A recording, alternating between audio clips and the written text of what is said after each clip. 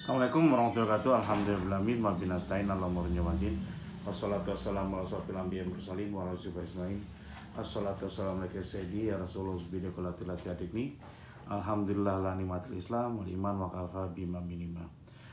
Sob, ini saya dapat komentar ya dari, kalau Anda ada masalah bisa ke IG, bisa ke YouTube, komentar aja. Tapi ceritakan yang lengkap, kronologinya, berapa nilai hutangnya, jaminannya apa, jenis hutangnya apa, cicilannya berapa kalau bisa gitu. Apa yang sudah Anda lakukan, ya kronologi jadi yang lengkap dulu. Terus apa yang udah Bang lakukan, macam-macam. Dari situ saya punya gambaran, akhirnya saya bisa jawab. Itu yang bisa saya jawab. Oke, sekarang saya ini tergelitik dengan Pak Samuel Anaconda 93 itu IG-nya. Dia tuh kalau ini, saya senang orang yang ngotot gitu. Terakhir dia mendoakan saya. Akhirnya sekarang ini saya buatin videonya untuk jawabannya. Mudah-mudahan ini bisa mewakili banyak orang gitu. Ini Samuel Anaconda 93. Saya doakan juga mudah-mudahan Anda barokah dan Anda dapat solusinya dengan baik. Assalamualaikum warahmatullahi wabarakatuh. Cap, saya mau curhat. Dulu saya pernah pinjam di bank BNP, saya pernah gagal bayar di BNP sekitar hampir 2 tahun. Dan tadi saya ditelepon oleh ngakunya pihak Danamon karena BNP diambil alih sama Danamon. Betul, BNP memang diambil alih oleh Danamon.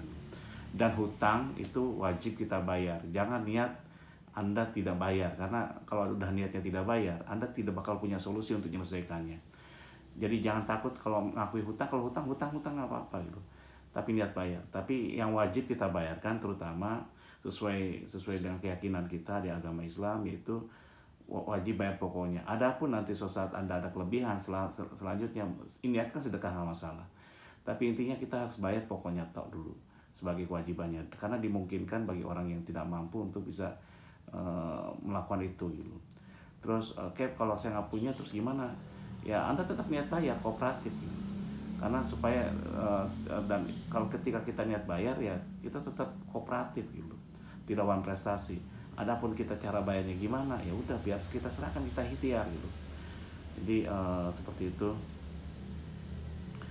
Nah, dia minta melakukan pembayaran cicilan yang telat, pokoknya 5.600.000, mungkin ini KTA atau kartu kredit ya, plus denda plus bunga, jadi semuanya 16 juta. Saya tidak sanggup, Cap, mohon masukannya. Insya Allah sanggup, tapi nggak sanggup, di dalam diri kita mungkin ada ketidakadilan. Kenapa harus bayar sampai 16 juta padahal ininya 5.600.000. Ini mirip dengan kasusnya Mbak Diana yang di Surabaya kemarin. Dia malah 26 jutaan, 27 juta, 26 juta, dan hutangnya sekitar segituan, 7 jutaan dulu pokoknya. Bunga berbunga selama berapa tahun, 4 tahun itu, 4 tahun atau 5 tahun, jadi sampai 27 juta itu. Dan terakhir ditagih oleh pihak ketiga. Jadi oleh pihak ketiga itu malah lebih bagus gitu, karena pihak ketiga pun ingin menyelesaikan dengan cepat, alhamdulillah. Makanya lakukan ikhtiar langit, sehingga pihak ketiga yang datang ke kita itu bisa memberikan keringanan solusi. Malah mereka menyarankan gitu. Jadi ikhtiar langit itu apa sih? Ya kita ibadahnya lebih bagus, sholatnya lebih baik. Kalau agama lainnya ibadahlah kepada Tuhan gitu, dengan caranya masing-masing. Intinya apa? Supaya kita lebih tenang gitu. Dan Tuhan akan tunjukkan, Allah akan tunjukkan yang terbaik.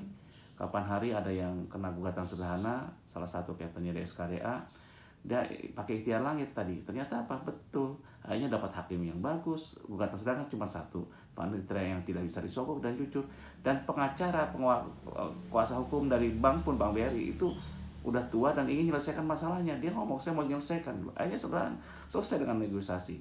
Termasuk yang di Surabaya. Akhirnya dari 27 juta tadi disepakati lah, disuruh buatin surat pernyataan gitu. Dikasih tahu gimana caranya nego dengan banknya gitu.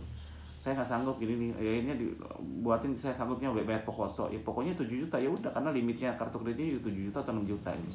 Seperti itu dia buatkan. Dan dikasih ininya, dia jadi debt collector yang datang ke rumahnya atau kolektor lapangan, kolektor itu bisa nerima surat juga, buatin suratnya, malah membantu itu, dibuatin, diajuin. Ternyata apa? Ternyata agak lama prosesnya. Jadi ada orang yang kemarin nanya juga ke saya, ini sekalian jawaban, Cap, saya perlu pakai law firm gitu. Karena apa? Saya nggak selesai masalahnya. Kalau saya sih nyarankan kita jadi pengacara diri sendiri, nggak usah pakai law firm segala macam-macam ketika kita sulit, kecuali kalau Anda kebanyakan duit ya. Jadi lebih dihargai oleh bank atau apapun kalau kita datang sendiri gitu. Kalau pakai law firm, akhirnya dia mikir, Anda punya duit ngapain bayar ke law firm? Kenapa nggak langsung bayar hutang saya aja gitu kan, seperti itu bayarannya. Kalau dibantu ya nggak apa-apa kalau gratisan. Kalau untuk bayar ya kalau bisa usahakan janganlah gitu. Jadi intinya diri sendiri aja biar lebih terasa ajib gitu. Nah terus saya balik lagi nego, akhirnya disetujui itu setelah berapa bulan. Lama panjang pasti negonya, jadi panjang harus sabar gitu. Kita mainkan buying time gitu. Nah setelah disetujui disuruh bayar, dikasih waktu cuma 1 bulan, nggak mampu dia. Loh saya 7 juta nggak mampu gitu. Kalau saya mau 7 juta saya minta 12 bulan. Nah nego lagi, buatin surat lagi 12 bulan. Akhirnya tidak disetujui lagi. Akhirnya gini aja regulatornya, gini aja deh, bisa nggak kalau sebulan saya hanya mampu tulisin hanya mampu bayar 3 juta. Akhirnya disetujui 3 juta sob. Itu yang terjadi. Terus tadi bank itu ada kalau dicek 5 juta menjadi 16 juta 16 juta seperti ini.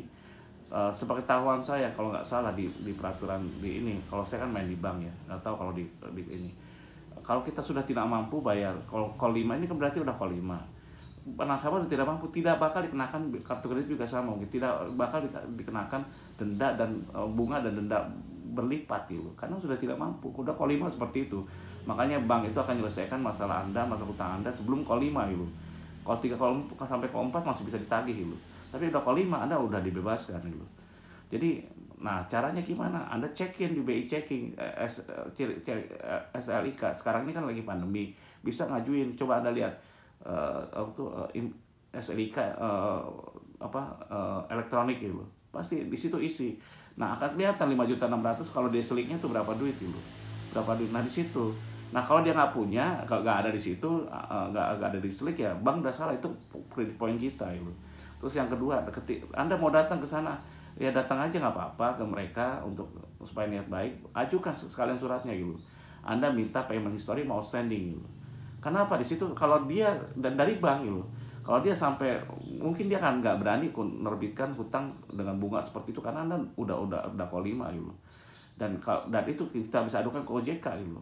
Udah nggak mampu masih dibebani juga. Dan kelihatan akhirnya berapa jumlahnya hutang Anda gitu.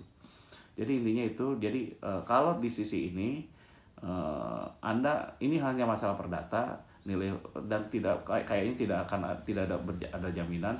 Lebih banyak si bank ingin menyelesaikan masalah dengan Anda gitu. Sisanya Anda negosiasi pelan-pelan aja gitu. Jadi aktif pasif gitu. Jadi tidak terlalu proaktif banget tapi aktif pasif lah gitu. Ketika mereka ngasih jawaban kita datang gitu.